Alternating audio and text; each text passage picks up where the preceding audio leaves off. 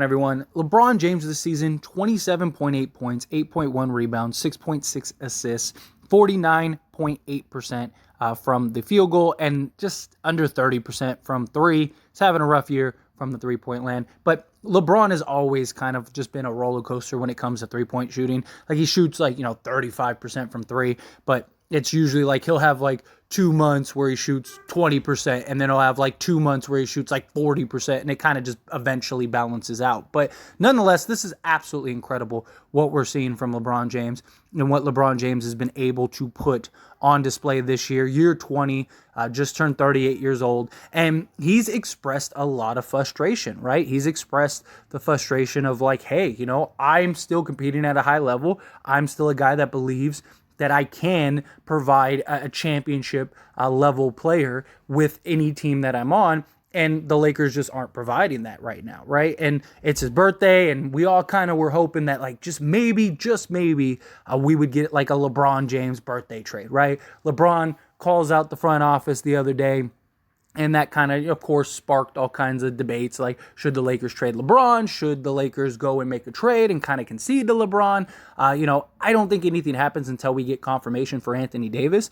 I still don't rule out the possibility of a trade.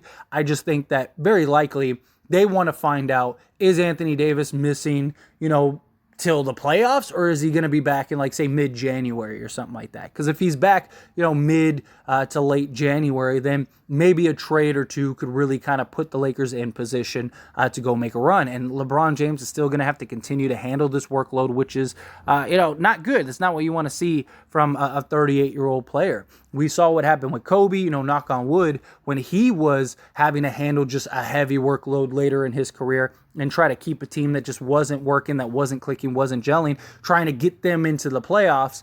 LeBron's trying to do the same thing. The only difference is he has even less help than Kobe did that year, right? I mean, he essentially has nobody. Russell Westbrook, he's kind of embraced this bench role, but what they want from him and what they're asking him to do is not go be that 30-point-a-game scorer, right? I mean, he's capable of it. At least I believe he is. I mean, every place he's been at, except for the Lakers, he's been, a 20-plus point per game, almost triple-double, or if not a triple-double guy. But they have him in that sixth-man role. He's not getting the minutes that he would get otherwise. And then also they want him as more of a playmaker, and he's sort of embraced that role. And he'd be great in that role if we had other pieces, right? If we had sort of a core group of guys. We don't have any real starting-level players outside of our big three of Russ, LeBron, and AD. AD is out. Russ is the sixth man. So that means we have no starting level guys except for LeBron James. Maybe Walker if he was your fifth guy, but in reality, we have a lot of guys that are playing roles of the third, fourth, fifth best player when they really should be the fifth, sixth, seventh, eighth best player. And that's a real problem. And so if we could get a couple pieces that could come in and be that starting level talent, then I really think the Lakers could probably turn it around. Now, look, the Lakers, I know many people think the season's over. Still a long season to go. They only need to win 20 more games the rest of the way to be in a playoff or a play-in spot. And then once you get there, you got Anthony Davis, LeBron James. They can win 2 straight games. And if you're in the playoffs, the right matchup, something like that, maybe you make a nice little run. But regardless, if they're going to make a run, you're going to need a healthy LeBron, healthy AD, and you're going to need some other pieces, right? I do think Russ can kind of elevate a little bit come playoff time. He's done well in the playoffs every year that he's been in the playoffs. So maybe he can kind of take it up a notch. But even still, even if he does, you need help, right? They need a lot of things. And that's the problem, is the Lakers, if they go get Bojan Bogdanovic, yes, that helps, right? Bojan would definitely help. Bojan would definitely make us better. But we need so many pieces that Bojan by himself is not going to save the day. No singular trade is going to save the day. Will it make us better? Will it put us in a nice position? Possibly. Yes. You go get Bojan Bogdanovic, you're probably going to win more games than you would otherwise, but does that make us an absolute contender? And when you look at the West and you just see all of the pieces in the Western Conference, right, and all of the teams, there's not a team that I look at and go, man, even right now, there's not a team that I look at and go, man, there is no way the Lakers can beat that team in a 7-game series, right? Now, imagine if you could get 2, 3, 4 guys that could come in and really be a piece. You go make a run. If you could kind of squeeze into that 7 or 8 seed to where you only have to win one play-in. I don't really know if they'll be able to make a run for the 6 seed, although it depends on what you get in return. If you get a really good return, then maybe, and guys start clicking right away. But realistically, it's going to take some time, right? And if you can make a run to get the 7th to 8th seed to where you only have to win one play-in game, and now you're in the playoffs, I think the Lakers could do that, and they could make some noise, right? Because again, I don't think there's a single team in the Western Conference that I'm just like, man, like the Lakers have no shot, right? Even currently constructed, as bad as this team is, you still have LeBron James and Anthony Davis, right? But again, they have to be healthy, and we need more than just a Bojan Bogdanovic trade. We need several pieces. We need AD to be healthy, right? We could pull off some crazy trade, right? Like, let's say, just again, humor me. Let's say we do the Hornets trade, right? Let's say best case scenario. Let's say we get PJ Washington, we get Kelly Oubre, and we get Terry Rozier, right? And let's say we only have to give up one first. Okay, cool. Right? And then let's say we have that first, we have Patrick Beverley and Kendrick Nunn, and then we go get, say, Bojan Bogdanovic or something, right? Or let's say we go do the Spurs deal at that point, right? And let's say we take that first, we get Jakob Poeltl, and we get, say, Doug McDermott or Josh Richardson.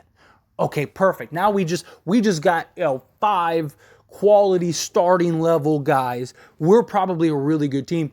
If Anthony Davis isn't healthy, it doesn't matter, right? Like, yeah, would we be good? Yeah, you'd have in this hypothetical, you'd have Jakob Poeltl and a bunch of really solid role guys around LeBron James. Yeah. Could you, win some games and maybe make the playoffs? Probably. But winning a championship and being a contender and being in a position to really, to compete with the other teams, you need Anthony Davis. And Anthony Davis can't stay healthy. And I know a lot of people want to trade Anthony Davis, but the problem is finding fair value. You're probably never going to get fair value, right? Like, you're probably never going to get pieces that make sense. And I see a lot of people like, oh, trade him to Chicago. Like, let's say you get Zach LaVine and DeMar DeRozan, right? Like, those two can't even win in the Eastern Conference on the Chicago Bulls. What, they're going to win here in LA? Or what, you're going to build another team, then what, you're going to trade LeBron too and try to build around, a 34-year-old DeMar DeRozan and, an injury-prone Zach LaVine? Like, it just, no matter what, no matter how you slice it, it's like, unless something comes up, right? Let's say for whatever reason, let's say the Brooklyn Nets and, Kevin Durant wants out. Let's say they have first round exit, right? First round exit, Kyrie Irving, Kevin Durant, they both want out, right? And let's say you could go and you could swap, Kevin Durant for Anthony Davis. Sure. In that case, yeah, why not, right? But realistically, something like that isn't going to happen. And unless that happens, you're almost better off trying to build a team with the mindset of okay, Anthony Davis is probably only going to play about 60 games a season. We need to be good enough for him to play, to compete with him only playing 60 games a season, right? Like, look at the Clippers, for example. The Clippers have a team that can weather the storm when Paul George and Kawhi Leonard aren't there. They have the depth, they have the talent necessary, and they were able to put the team together that when, if you don't have Kawhi Leonard, you could still win. If you don't have Paul George, you could still win. If you don't have both, you at least have an opportunity to compete night in and night out and maybe squeeze out a win or two. And the idea is, as long as Paul George and Kawhi Leonard are healthy, they can win a championship. Now, personally, I don't believe that that'll happen. It's just one of those things, I don't believe in you until you prove to me otherwise. But the idea of okay, you got Anthony Davis and you got LeBron James. LeBron James is healthier than everybody. So it's okay, cool. You probably got 70 games from LeBron and you probably got 60 from AD. So you need to put a team around them that's better. And there's no free agents really.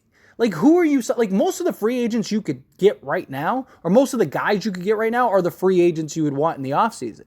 So you might as well go get them now because you can get more of them, right? Because they're only going to have about $30 to $32 million.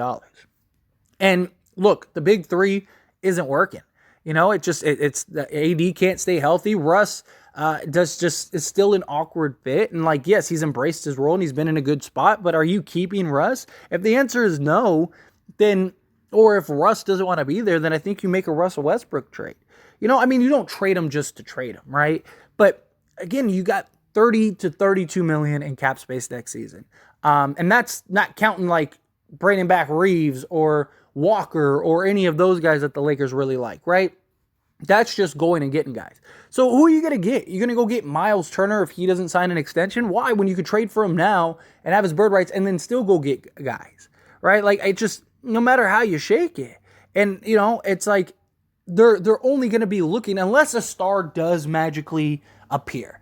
Maybe Kyrie does come next season. Or maybe, Bradley Beal really does want out, and because he has a no-trade clause, he forces his way to the Lakers. Maybe. But you're really going to wait out on a maybe when you have a real opportunity. The West is so wide open. Go take a chance. Go make a play. If you win a championship, then great. If you don't, then you don't. Like, it's just, I don't know what, I mean, and again, look, it takes two teams to make a trade, right? And right now, I don't expect a trade. I mean, we're still a month and some change away from the trade deadline. So it's going to be probably another 2-3 weeks before the Lakers can actually make a trade. And because teams just aren't in a rush. Teams aren't trying to make trades right now. Teams aren't in a hurry to get deals done, right? So they can only do what they can do. But Rob is at least doing his due diligence, and hopefully they can find a trade. Because it's not even just about this season. A lot of people say, like, no point making a trade, the season's over. Like, even if that is the case, right, if you can find the right trade, like, again, let's say you could do the Hornets deal. If you can make the Hornets trade and you can do the Hornets deal, then at least what that does, worst case scenario, let's say you don't make the play-in, don't make the playoffs, so, it's a wasted season as people look at it. What you did do is you just got a bunch of depth, you got a bunch of talent that now you can be a legit contender with, and you're building chemistry and you're building, roles and just camaraderie with these teams and relations, right? With the core that you have. And then now you have a full offseason and a full training camp to get ready and try to compete, in the last 2 seasons of LeBron's career. That's the idea, right? So I think regardless, it does make sense to make a trade. Will one get done? I don't know. We'll see. But anyway, as always, what are your thoughts and opinions? I'd love to hear them. Let me know down in the comment section below.